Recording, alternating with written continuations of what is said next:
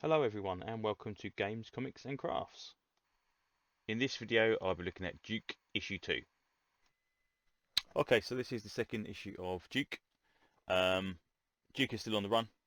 He goes to the scrapyard where he meets his friend, who apparently knows of him being in the... he's called Clutch apparently. Now again, Clutch, don't know who Clutch is. Again, GI Joe character, entirely possible. Don't know.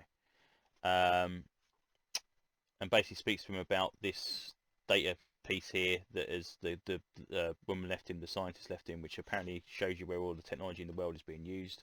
They open it up, it reveals all these pinpoint spots, and Destro knows it's been activated and is actually taking notice of it all. Last issue, GI Joe sent out a load of sent out two the GI Joe, they don't exist technically now. There was Rock and Roll and Stalker were sent out to basically capture Duke, and they turn up at the scrapyard. Rock and Roll doing his explosive devices and shooting, and the Clutch and Duke try and escape in the vehicle, where they are sniped by Stalker, and they crash the truck.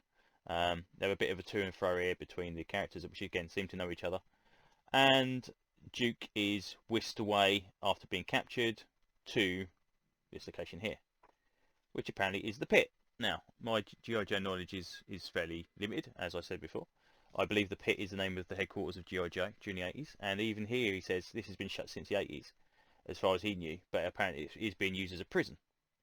And also, this is the first time we've actually got some dating evidence of when GI Joe Transformers takes place, because as I've mentioned in the Transformers review, it looked like it was post-Vietnam rather than, so it could have been in the 80s, but that could have been when 80s when the ship crashed and it's only just been unearthed now.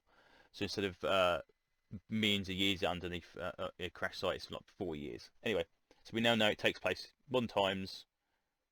Everything is as it kind of appears to be. Stalker and Rock and Roll leave the two guys in the prison, and there is somebody else in the prison as well, which turns out to be this strange, mysterious lady who I've never seen before in my life. Okay, that's not truly true. It's the Baroness. So the Baroness is there apparently pre-Cobra Baroness, I would assume, or some kind of terrorist organisation. I don't know.